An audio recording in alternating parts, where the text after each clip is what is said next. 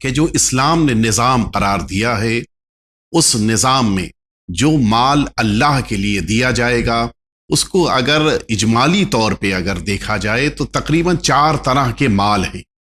جن میں سب سے پہلا مال زکوٰۃ کی شکل میں ہے، دوسرا مال خمس کی شکل میں ہے، تیسرا مال فطرے کی شکل میں ہے، چوتھا مال صدقے کی شکل میں ہے۔ سب سے پہلی چیز زکوٰۃ، کہ جس زکوٰۃ کو پروردگار عالم نے واجب قرار دیا ہے کہ جب نصاب تک پہنچ جائے تو نصاب تک پہنچنے کی صورت میں زکوٰۃ نکالی جائے گی، اور زکوٰۃ میں سے ایک حصہ بھی سادات کو نہیں دیا جائے گا،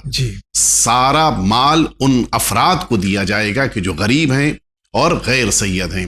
دوسرا مال جو خمس ہے، خمس میں بھی آدھا حصہ جو سہم سادات ہے وہ ان سادات کو دیا جانا ہے کہ جو غریب اور فقیر ہیں۔ تیسرا فطرہ ہے، فطرے میں دونوں کو ملے گا، یعنی اگر سید فطرہ نکال رہا ہے تو اس فطرے کو سید بھی لے سکتا ہے، غیر سید بھی لے سکتا ہے، اور اگر کسی نان سید نے فطرہ نکالا ہے تو اس فطرے کو صرف نان سید کو دینا ہے۔ چوتھا مال جو صدقہ ہے، یہ صدقہ 2 طرح کا ہوتا ہے۔ ایک صدقہ صدقہ واجب ہے کہ جس طرح سے کوئی نذر کرے اور اس نذر کی بنا پر صدقہ دے رہا ہو، اور ایک صدقہ مستحب ہے کہ جو روزمرہ انسان اپنی زندگی میں نکالتا ہے۔ یہ جو واجب صدقہ ہے یہ صدقہ سادات پر حرام ہے، یعنی سادات کو نہیں دیا جائے گا، اس میں اہل بیت اطہار کی قید نہیں ہے، اس میں سادات کا ذکر ہے کہ انہیں نہیں دیا جائے گا۔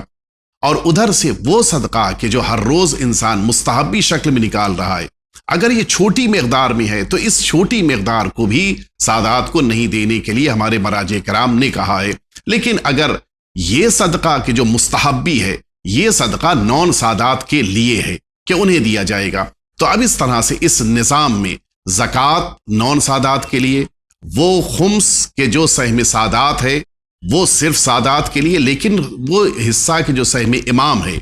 اس میں سے بھی اچھا خاصا اماؤنٹ وہ ہے کہ جو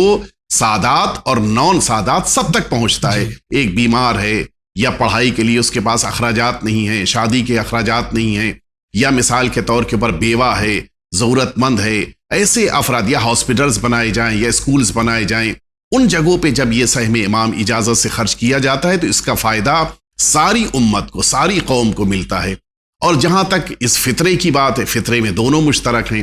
تو یہ ایک سوال کہ صرف کیوں سہم سادات ہی سادات کو مل رہا ہے، ایسا نہیں ہے،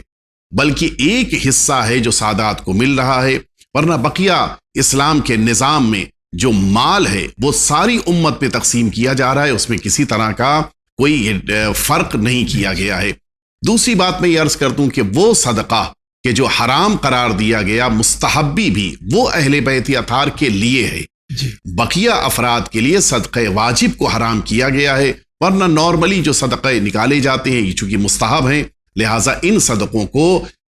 دینا اگر عام اور معمولی شکل میں نہیں ہے، بڑا اماؤنٹ ہے، تو اس کو دینے میں بھی سادات کے لیے مراجع کرام نے اجازت دی ہے کہ سادات کرام کو بھی دیا جا سکتا ہے اگر وہ ضرورت مند ہیں اس کے۔ تو اس سے یہ بات واضح ہو جاتی ہے کہ کسی خاص طبقے یا کسی خاص فرقے کو اہمیت نہیں دی گئی ہے، بلکہ ضرورت مند قوم کے ضرورت مند افراد، سادات کے لیے ایک حصہ رکھا گیا، نون سادات کے لیے ایک حصہ رکھا گیا ہے۔ اور تقریباً یہ جو سسٹم اللہ رب العزت نے رکھا یہ ابتدائے اسلام سے ہے۔ حضور ختمی مرتبہ صلی اللہ علیہ وآلہ وسلم کے دور میں بھی حضور اکرم جس موقع پر یہ خمس کی شکل میں رقم آتی تھی، سادات کرام کو سہم سادات کی شکل میں انہوں نے اپنے بنی ہاشم کو دیا ہے۔ تو روایتوں کی بنا پر اور ہمارے پاس جو محکم دلیلیں ہیں ان کی بنا پر سہم سادات کو سادات کرام کو دیا جاتا ہے، جبکہ زکوٰۃ اور فطرہ یا ادھر سے صدقہ ان افراد کو کہ جو ضرورت مند ہیں، سادات کے درمیان نہیں ہیں،